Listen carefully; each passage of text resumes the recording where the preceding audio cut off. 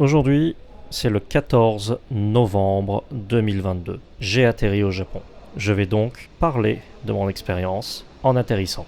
Je suis arrivé à Narita, qui se trouve un petit peu en dehors de Tokyo, à peu près 1 heure sur le Narita Express, qui ensuite peut nous emmener directement à la gare de Tokyo, pour par exemple ensuite utiliser la line Yamanote pour pouvoir faire le tour de la ville. Je n'ai pas forcément fait les choses dans l'ordre. J'aurais dû déposer d'abord mes bagages pour les livrer à l'hôtel, ensuite récupérer le pocket Wi-Fi, et ensuite aller récupérer mon JR Pass. Qu'est-ce que j'ai fait? J'ai récupéré le JR Pass, j'ai récupéré le pocket Wi-Fi et j'ai envoyé mes valises à l'hôtel qui arriveront du coup demain. Donc j'ai quand même été obligé de prendre quelques affaires avec moi pour ensuite aller check-in à l'hôtel, vu que finalement avec tout ce qui est douane et immigration, on a perdu pas mal de temps et au final je suis arrivé à Ueno au moment où mon checking était disponible. Donc bien évidemment, je le rappelle, ces vidéos sont produites gratuitement dans le but d'apprendre l'édition vidéo, le montage vidéo, le scripting ou éventuellement de m'améliorer concernant le vlogging. Là aujourd'hui il n'y a pas de script et pour tous les vlogs il n'y aura pas vraiment de script non plus, des fois il y aura des notes. Aujourd'hui je suis dans le Kin Hotel qui se trouve à Tokyo entre Asakusa et Ueno. Plus précisément entre Kaminarimon et la gare d'Ueno, vraiment au milieu. La chambre est assez petite, mais elle est assez confortable. Il y a 2 prises. C'est pas énorme, mais c'est déjà bien. Les toilettes sont chauffées, ça surprend la première fois qu'on s'assoit dessus, mais comme c'est bien évidemment des toilettes privatives, ça n'a rien de dégueulasse que les toilettes soient chaudes, pour une fois. Et je vais commencer par me plaindre avec ça, parce que je pense que c'est quelque chose de très universel et de très important. Car après tout, l'homme baisse sa garde quand il chie. Oui, cette vidéo sera un peu pipi caca. Et la raison pour laquelle je suis obligé d'évoquer ça, c'est parce que je me suis rendu compte que le papier toilette est tellement fin qu'on dirait du papier calque, mais qui n'a absolument pas la résistance du papier calque. Je n'ai jamais vu du papier s'effriter aussi facilement à sec. Il suffit qu'il y ait un petit peu d'humidité et c'est fini, le papier il vous reste collé au doigt. Et éventuellement avec ce qu'il y a dessus. Imaginez un petit peu ce que c'est. Ceci dit, mes toilettes sont modernes dans ma chambre. Et du coup, j'ai pu utiliser le jet d'eau. Le jet d'eau est une expérience assez intéressante, mais je maîtrise pas assez. Et je vais être honnête avec vous, je n'ai jamais utilisé de bidet. Ceci dit, je vous encourage très fortement à tout de même essayer de faire l'expérience, peut-être que ça peut être votre délire. Je vais sans aucun doute renouveler l'expérience. Le seul truc, c'est que si j'en ai besoin, je ferai en sorte de pouvoir me doucher juste après, au cas où, parce que j'ai pas encore totalement confiance là-dedans. Mais je trouve que c'est quelque chose qui est quand même assez important et j'hésite vraiment en fait à soulever ça carrément peut-être dans les commentaires sur Booking en expliquant que je trouve que le papier est tout simplement beaucoup trop fin pour la chambre d'hôtel. À côté de ça, par contre, si on regarde concernant tout ce qui est gel douche, shampoing et tout, on se retrouve avec des gels douche qui sont extrêmement bons, des trucs qui ont pour moi la place, qui devraient avoir leur place dans un salon de coiffure. Mais ça vient de la part d'un gars qui se lave les cheveux avec du DOP et le corps avec du Sanex. Prenez ça comme vous voulez. Ceci dit, je suis le genre de personne aussi qui serait totalement tenté d'acheter un Tahiti, Carambar ou Malabar, je sais plus lequel c'est. Je crois même peut-être qu'il y a un parfum Schtroumpf. Mais à part ça, je suis pour le moment assez satisfait de la chambre. Je n'ai pas encore vraiment dormi dessus, j'ai fait une petite sieste parce que je n'ai pas réussi à dormir dans l'avion. Bien évidemment, les conditions pour dormir dans l'avion étaient absolument déplorables. Le siège devant moi était constamment baissé et il a fallu que l'hôtesse de l'air demande à la personne devant moi, à chaque repas, de se relever pour que je puisse apprécier le repas. En parlant d'ailleurs des avions, je trouve que l'expérience est absolument misérable sur ce genre de long voyage. Mais qu'est-ce que je peux y faire? Rien, hein. C'est comme ça que fonctionnent les avions. Ceci dit, le Narita Express que j'ai pris depuis le terminal où je suis sorti à Narita, l'aéroport d'arrivée et de sortie quand je quitterai le Japon, j'ai jamais eu autant de place pour mes jambes. Je pouvais vraiment mettre un sac sous le siège devant, je pouvais mettre un sac entre mes pieds et le siège devant, c'était incroyable. Je pourrais faire toutes les combinaisons possibles. Et je suis encore à ce jour sur le cul. Bon, ça fait que quelques heures, mais je suis quand même sur le cul de voir toute la place qu'il y avait.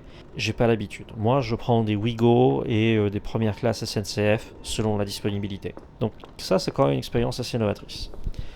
Concernant le pays lui-même, je vais commencer par parler des gens. Certains d'entre vous sont bien au courant que je suis extrêmement agressif sur l'importance de maîtriser un minimum l'anglais. Et je dois avouer une chose, le Japon fait un peu honte là-dessus, à ce sujet, malheureusement.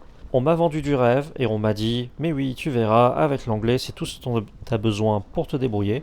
Je suis pas d'accord.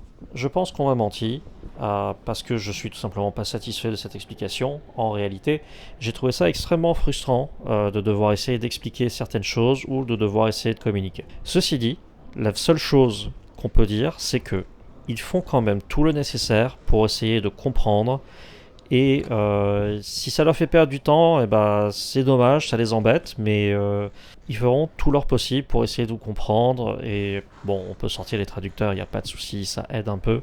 Ceci dit, il y a un truc qui est assez important, malheureusement, c'est que pour le moment, mon ratio de restaurants dans lesquels j'ai pu manger est actuellement de 1 sur 2.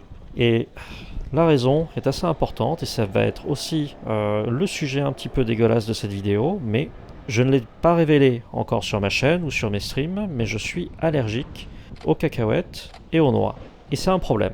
C'est un problème extrêmement mortel qui fait que pour mon voyage au Japon, j'ai demandé une ordonnance à un généraliste pour avoir mes propres épipènes. Parce qu'avant ça, je vivais la vie assez dangereusement.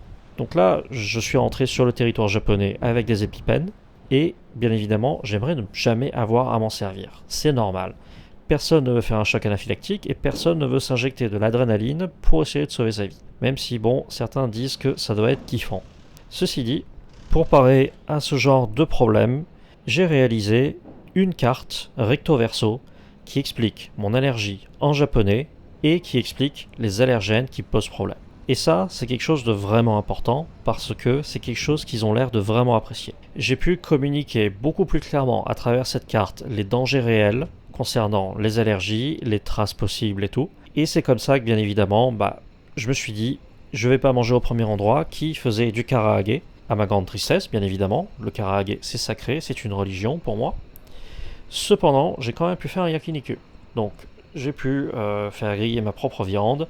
Et bien évidemment, la serveuse a passé le temps nécessaire pour aller vérifier en cuisine qu'il n'y avait pas de problème avec ma carte. J'ai une centaine d'exemplaires de ces cartes, parce que bien évidemment je les ai produites avec Vistaprint. Je ne suis pas sponsorisé, mais s'il vous plaît, sponsorisez-moi là-dessus. Il faudrait peut-être que je leur demande de me sponsoriser là-dessus. Et le plus important quand même, c'est vraiment de pouvoir essayer de communiquer clairement que c'est grave et que c'est mortel. Parce que si je fais une réaction allergique, même avec mes épipènes, je perds au moins une journée, au mieux, parce que je dois quand même aller aux urgences après m'être injecté avec l'épipène. C'est vrai que pas toutes les réactions allergiques que je fais sont violentes.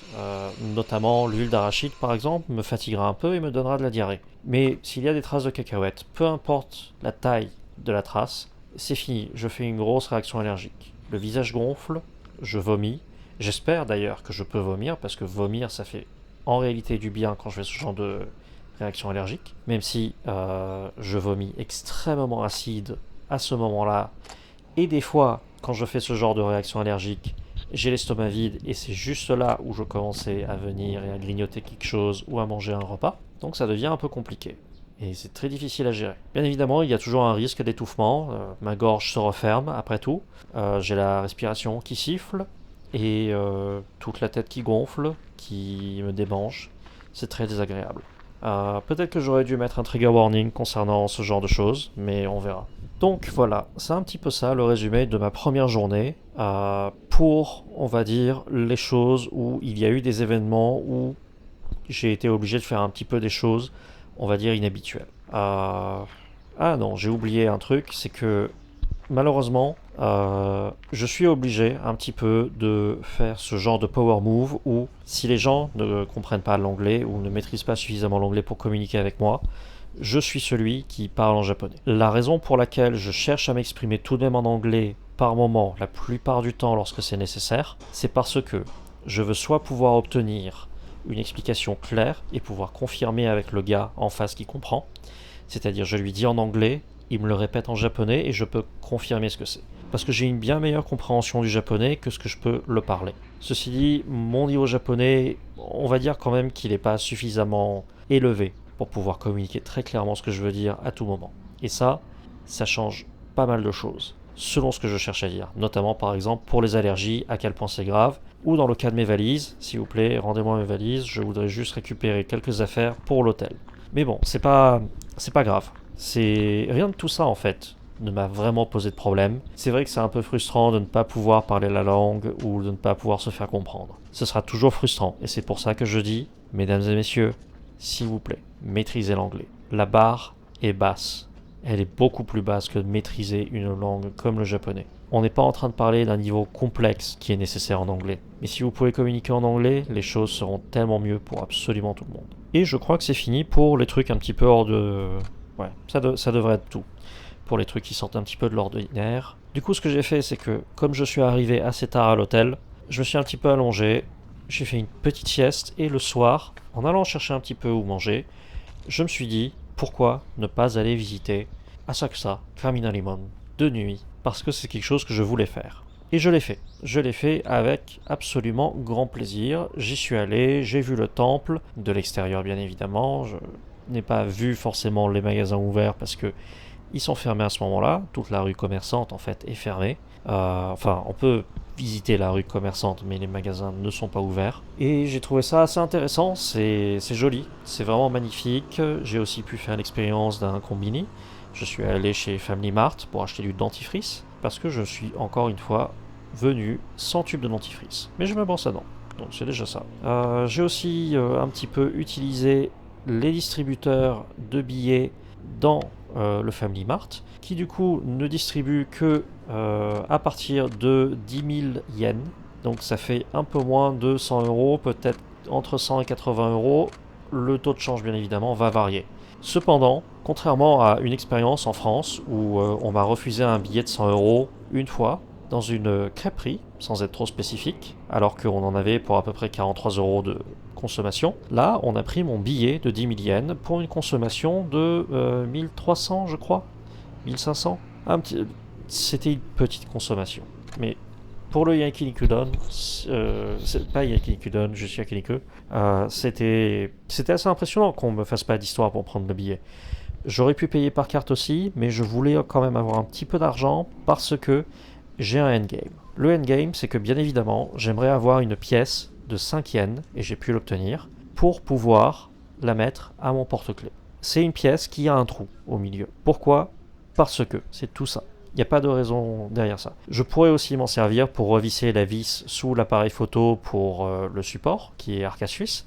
Et ça, c'est aussi en fait un peu un standard, apparemment, que ça puisse utiliser une pièce de 5 yens pour pouvoir revisser ce genre de vis. Mais bon, mon endgame, c'est juste avoir, on va dire, une pièce porte-bonheur, voilà. Mon autre endgame, concernant les pièces aussi, c'est pouvoir aller jouer dans des salles d'arcade, et peut-être aussi faire des gachapon.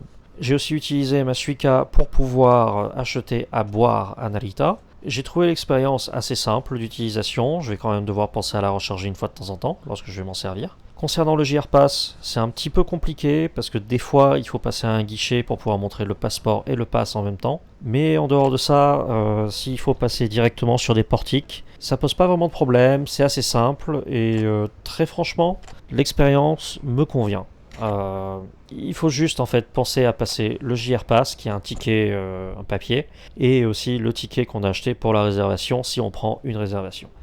On peut prendre des trains sans réservation parce qu'il y a toujours des voitures sans réservation, mais honnêtement, entre nous, réserver, ça veut juste dire on va sur la machine, elle est un peu compliquée, mais on suit un petit peu ce qui se passe et on y va, c'est pas un problème.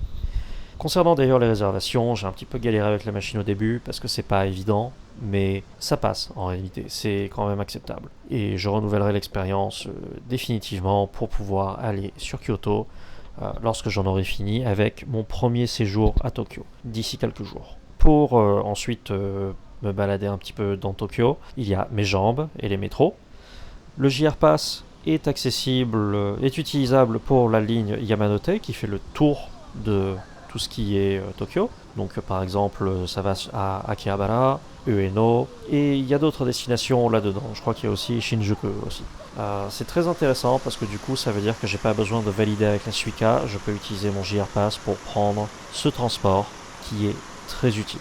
Et c'est un petit peu ce que j'ai fait en réalité Lorsque je suis descendu du Narita Express, j'ai pris la Yamanote Line, je n'ai pas passé de portique, mais j'ai quand même passé un guichet pour sortir pour montrer mon JR Pass. Ceci dit, je crois qu'il me manque un tampon sur le JR Pass. D'après ce qu'il y a écrit sur la brochure d'explication qui est venue avec mon JR Pass, cette brochure qui d'ailleurs est produite par Keikaku, qui est une boîte française qui fait office de tourisme et qui vend aussi les JR Pass. Je ne suis pas sponsorisé. C'est un peu un long monologue. Donc le monologue, je le fais là, depuis ma chambre d'hôtel. Le son est certainement un petit peu pas génial, genre il varie. Je suis désolé. C'est juste ma façon de tenir le micro qui fait ça. Parce que c'est un micro, c'est un Rode vidéo. Rode VideoMic Go 2. Plutôt sympa. USB-C et jack pour l'appareil photo. Mais bien évidemment, si je parle pas correctement dedans, vu qu'il est cardioïde, bah ça captera pas bien ma voix. Donc voilà, je suis déjà un peu en train de perdre ma voix, un petit peu mal à la gorge. C'est un peu le froid. Je suis sorti en soirée. Je me suis pas couvert lorsque j'ai fait ma sieste aussi. Là, je vais me couvrir bien avec la couette. Je vais dormir. Et dès demain, je vais commencer ma journée le plus tôt possible. J'en ai pas la moindre idée de quand. Je sais pas exactement ce que je vais faire, mais je vais quand même essayer de faire Skytree. Histoire de, on va dire, révéler la map un petit peu à la Assassin's Creed. Et on va voir un petit peu ce que je vais faire. J'espère recevoir ma valise dans la journée, comme ça j'aurai un change le soir. Si elle n'arrive pas, je vais m'inquiéter, parce que ça va être très inquiétant, tout simplement, qu'elle n'arrive pas. Mais normalement ça va. Normalement tout est bon. Je suis tout de même un petit peu inquiet par les travailleurs enfin les gens au comptoir pour la livraison de bagages, quand ils ont pris un annuaire pour vérifier l'adresse d'un lieu. Ouais... s'il vous plaît, utilisez votre Ketai. Les smartphones sont capables de faire tellement de choses bien au niveau des adresses et de la navigation, juste pour confirmer une adresse ou quelque chose, parce que moi je vous la donne, l'adresse, il n'y a pas de souci. Je leur ai montré Booking, parce que j'utilise Booking pour juste gérer tout ça, mais bon, je sais pas. Si c'est un fiasco, la livraison de bagages, j'y renoncerai pour lorsque je vais aller sur Kyoto, et j'utiliserai des consignes. Par contre, quand je reviens sur Tokyo, ça va être une autre histoire. Ou alors, je dois laisser tout simplement mes bagages à une consigne dans Kyoto, prendre un Shinkansen jusqu'à Kyoto, avant de retourner sur Tokyo. Donc ça me fait faire un petit peu des va-et-vient désagréables. Et j'aurai juste pas le choix. Mais de toute façon, on verra bien. Donc peut-être que je ne vais pas vlogger nécessairement tous les jours, ou nécessairement la même longueur tous les jours. Je vais peut-être même réduire l'édition de ces vlogs et essayer de trouver un moyen de juste montrer des images qui ne seront peut-être pas nécessairement du même jour, mais on verra. Tout ce que je peux vous dire, c'est que je fais ça au fur et à mesure, et c'est un peu une expérience nouvelle pour moi. C'est aussi la seule expérience que j'ai pour pouvoir parler français un petit peu pendant ce voyage.